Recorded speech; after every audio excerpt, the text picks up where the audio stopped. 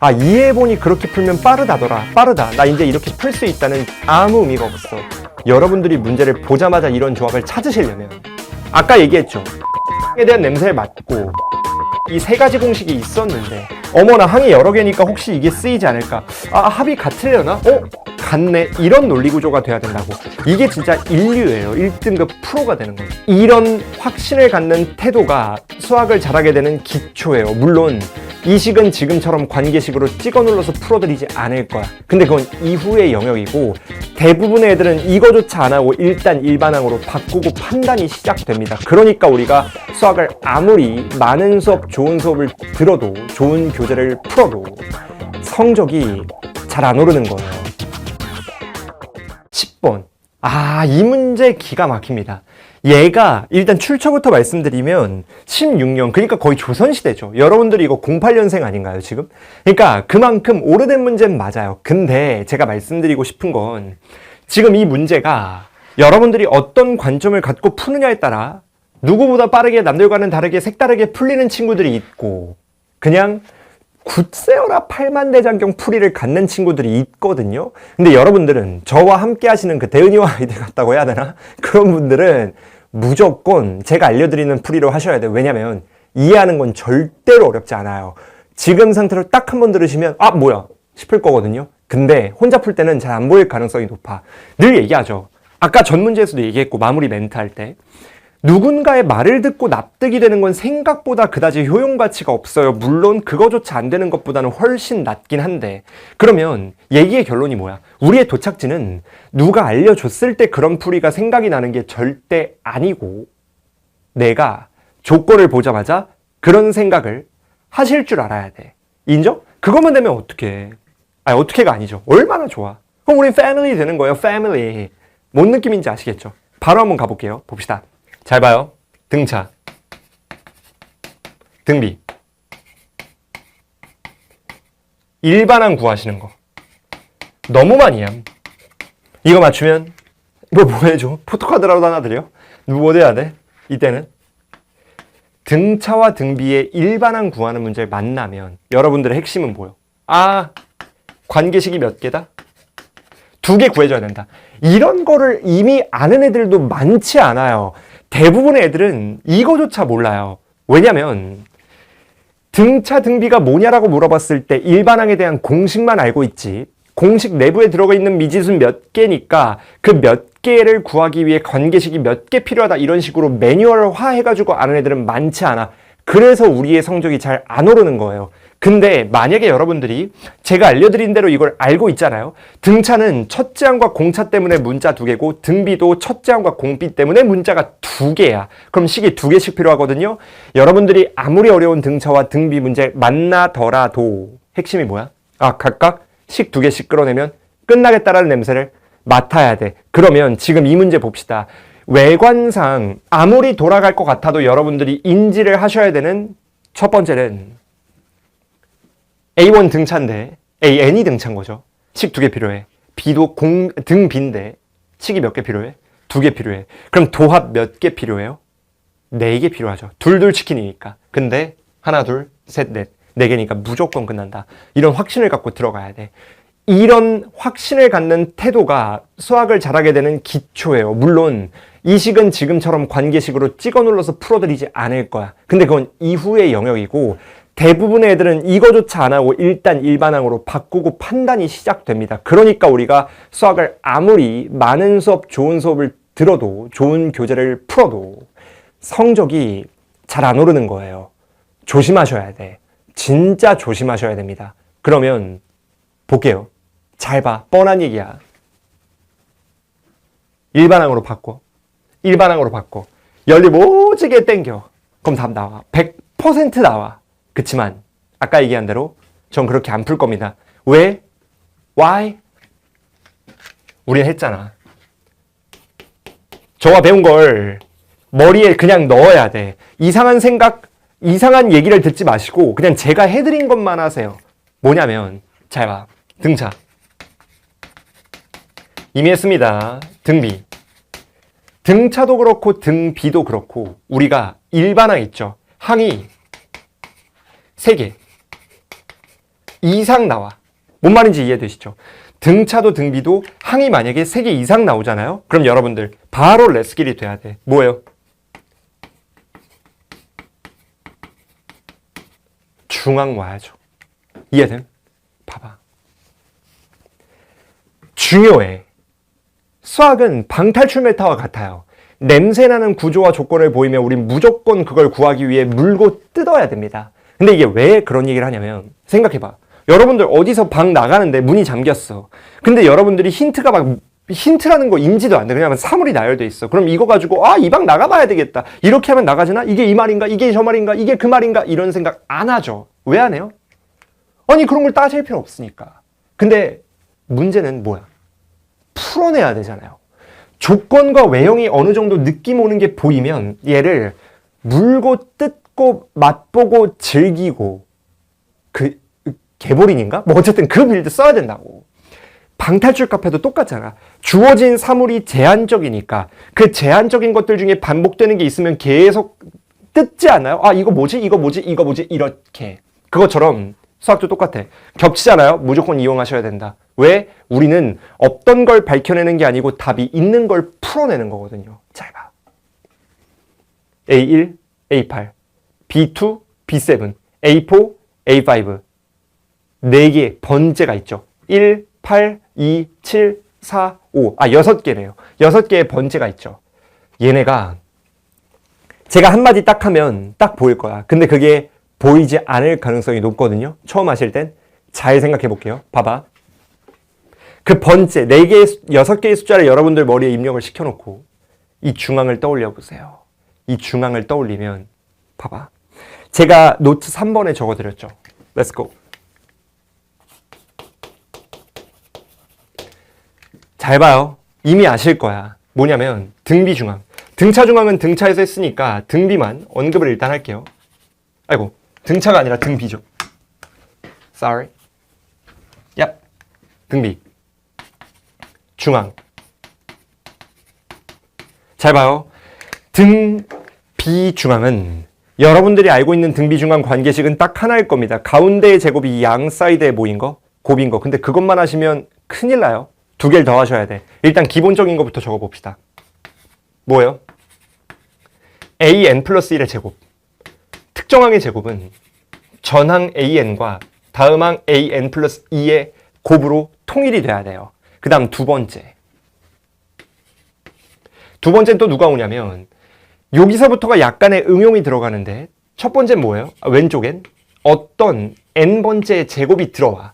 근데 첫 번째 공식은 어떤 특징이 있냐면 2개가 이웃한 2개죠. 그치만 원래는 등차 중앙처럼 굳이 이웃할 필요가 없다. 즉 n보다 p 쪽으로 오른쪽으로 왼쪽으로 각각 똑같은 값만큼 갔을 때 이 친구는 항상 가운데에 제곱이 나와요. 그래서 우리는 이 2가지 정도는 일단 알아놓으셔야 돼. 근데 얘는 하나가 더 있습니다. 3번. 그게 뭐예요? 적어드렸지만 p번째와 q번째를 곱해. 그리고 s번째와 t번째를 곱해요. 어떤 특징이 있죠? 얘네들은 같아야 돼요. 왜 같아야 돼? 왜 같은지를 아셔야 돼. 같으면 p 더하기 q, 아래에 있는 두 숫자들끼리의 곱과 s 더하기 t, 아래에 있는 두 숫자들끼리의 합이 같잖아요? 그러면 각각의 항이 곱해진 건 무조건 같습니다. 외우셔야 돼. 일반항에 집어넣으시면 결국 같다는 게 보일 거예요. 그럼에도 불구하고 우리는 결과는 외우셔야 돼요. 이거를 알잖아요? 중앙을 이용하고 싶어.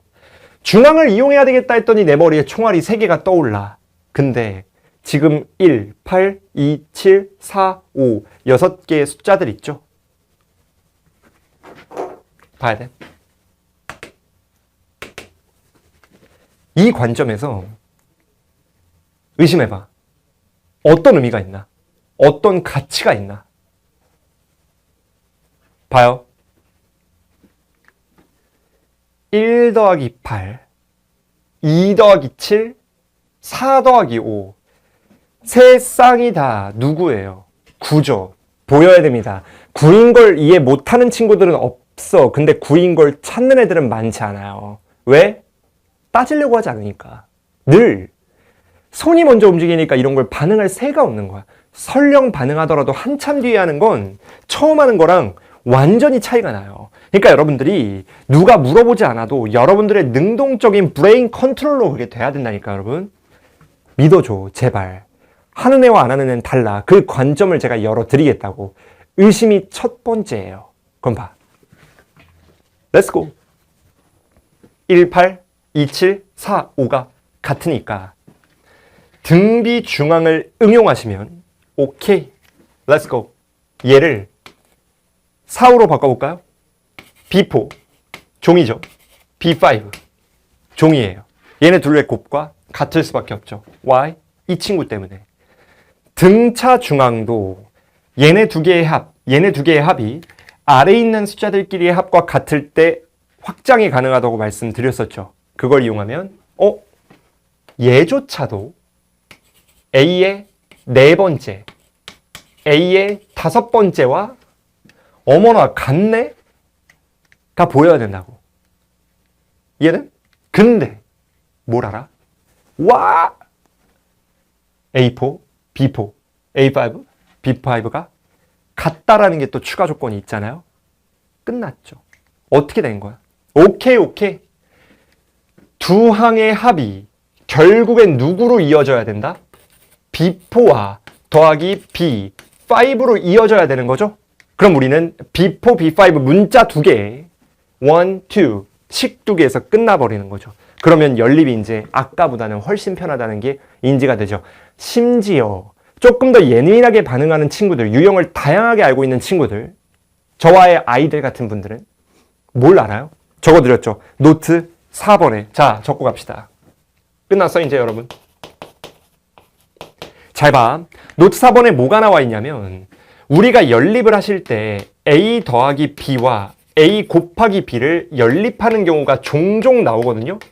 지금 이 문제처럼. 연립이라는 게 뭐야? 문자 하나로 통일시키고 계산을 따는 거죠. 근데 이때 지금처럼 연립하는 과정을 여러분들이 만나시면 그냥 연립 1차 방정식처럼 막 계수 지우고 한 문자로 통일하고 하셔도 답이 나오긴 나와요. 근데 전 뭘 알려드릴 거냐면 얘를 근과계수 있죠. 고1 때 배우시는 근과계수의 관계에 역방향 이용이 가능합니다. 자세한 얘기는 제가 이미 교재에 적어드렸기 때문에 여러분들이 교재에 적은 거 보시면 되고 전 이거를 어떻게 활용할지 한번 보여드릴게요. 잘 봐요. 두 개의 합과 곱이 각각 8과 12예요. 그러면 B4와 B5가 어떤 2차 방정식의 실근이라고 쳤을 때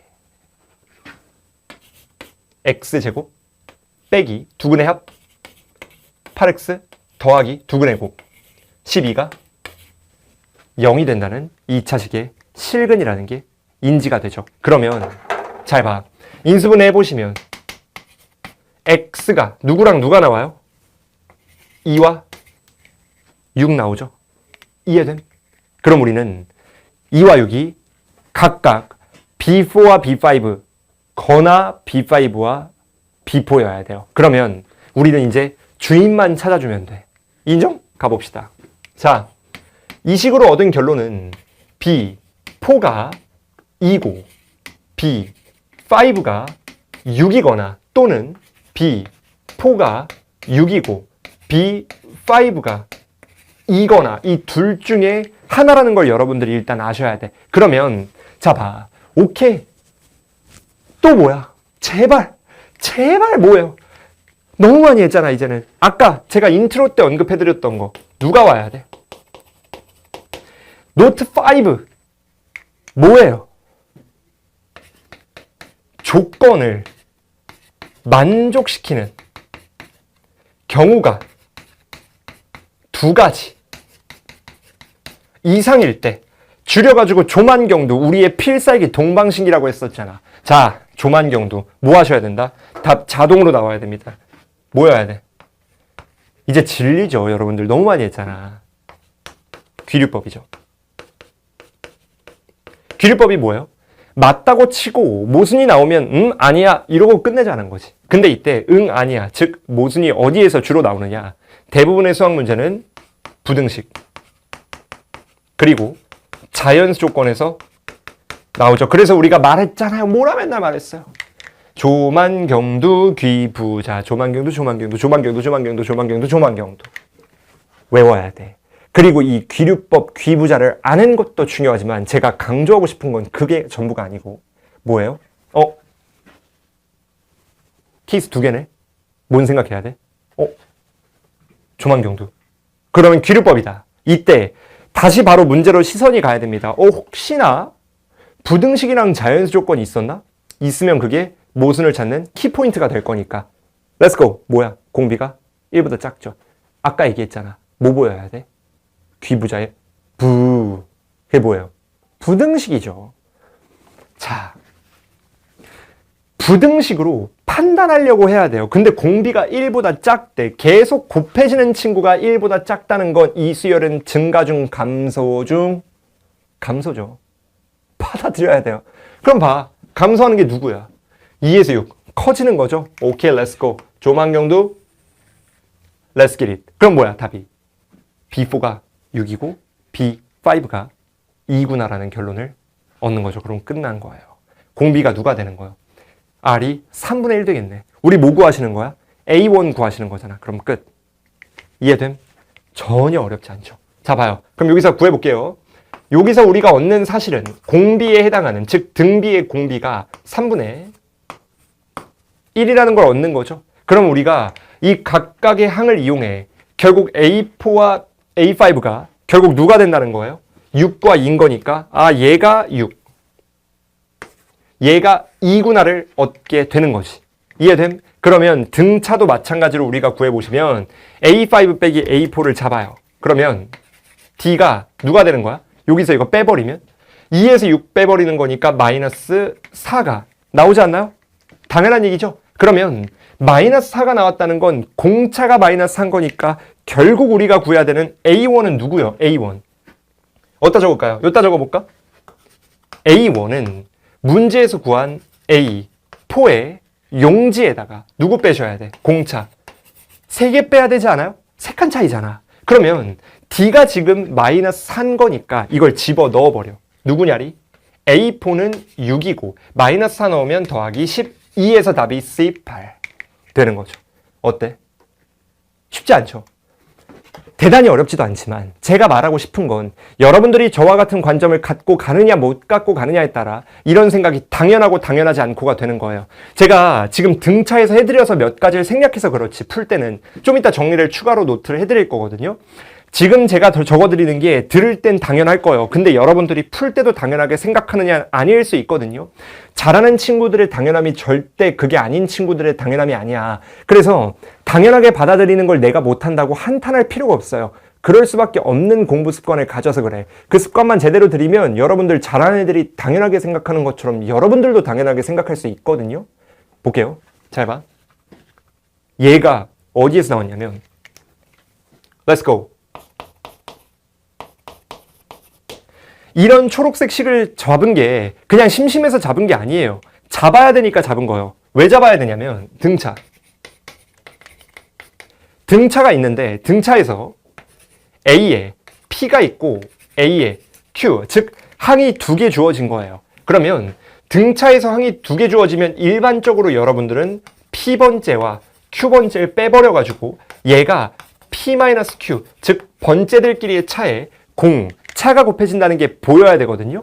그럼 우리가 어차피 A5, A4 2개가 주어져 있다는 건 얘를 빼서 공차로 한번 나타내보자 라는 생각도 하셔야 되고 구해야 되는 A1까지 도달하실 때도 어차피 항이 2개니까 얘네도 2개지만 A1까지 껴도 2개 이상이니까 얘도 차로 한 번에 이쁘게 알잘 딱깔새 메타로 구하자라는 게 가능하다는 거죠.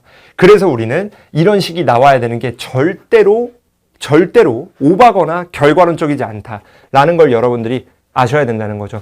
이런 세부적인 것도 말할 것도 없고 그치만 이게 어떤 교재나 유형서에도 쉽게 나와 있지 않아. 제가 만든 교재조차도 유형을 이것만의 유형 분류 못 하거든요. 그러면 똑같은 문제가 여러 번 나와야 돼. 저도 봐봐. 등비 중앙 넣어 있는데 실제 노트는 적어드린 것만 몇 개야? 6개잖아요. 그렇기 때문에 한 문제에 들어가는 게 큰 유형은 나눠져 있더라도 이렇게 세부적인 유형을 나누면 또 제각각으로 튀어나오거든요. 같은 유형에 들어간 것도 이렇게 분할해서 유형별 전리를 해주시는 게 중요하다. 근데 이게 혼자 힘들어서 이제 우리가 강의를 첨부하는 거죠.